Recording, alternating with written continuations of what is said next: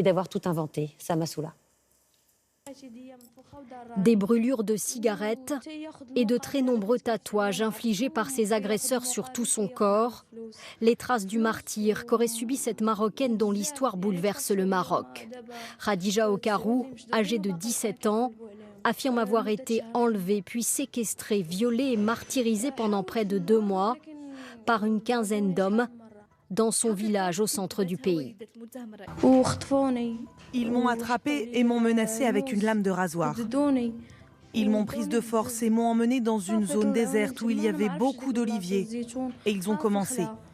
L'un d'entre eux m'a violée, ensuite ils me violaient à tour de rôle. Ce témoignage, très rare au Maroc où les familles préfèrent taire les affaires de viol, est devenu viral sur les réseaux sociaux marocains. Des messages de soutien, des appels à la justice par milliers, l'émotion est grande. Ce dessin, imaginé par une artiste marocaine, est devenu le symbole du calvaire décrit par Khadija. Dans sa région d'origine, des manifestants sont sortis dans la rue avec des pancartes « Je suis Khadija » et une pétition a même été adressée au roi du Maroc pour demander justice. 12 de ces 15 agresseurs présumés âgés de 17 à 28 ans ont été inculpés pour enlèvement, séquestration, torture et viol. Les familles des suspects, elles, livrent une toute autre version. Elles affirment que la jeune femme ment, qu'elle fugue régulièrement et que ses tatouages sont antérieurs aux faits. C'est une escroquerie de haut vol, une arnaque 2.0 qui porte sur 2 millions d'euros. L'escroc serbe qui vient d'être arrêté à Nice a l'habitude d'attirer ses proies dans des hôtels de luxe en se faisant passer pour un riche homme d'affaires. Et ce sont de gros poissons qu'il attire dans ses filets. Le récit de Lou Kissiela avec notre bureau à Nice.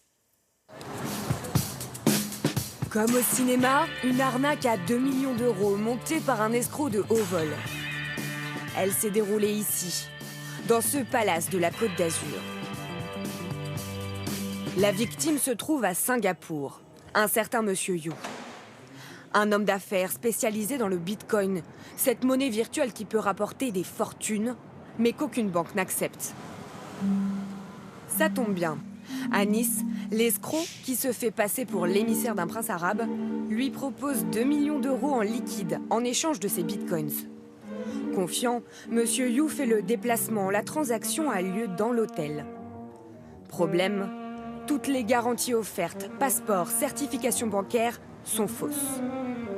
Quant au billet, l'escroc s'est contenté de copies grossières. Ce type d'escroquerie a un nom, arnaque à la transaction.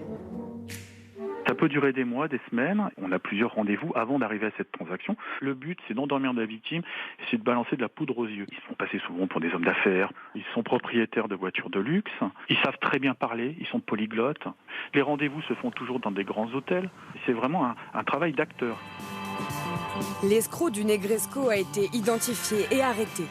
Mais c'est bien tout un réseau qui semble avoir sévi sur la Côte d'Azur. Une bande organisée, aux revenus officiels très faibles, mais au train de vie fastueux.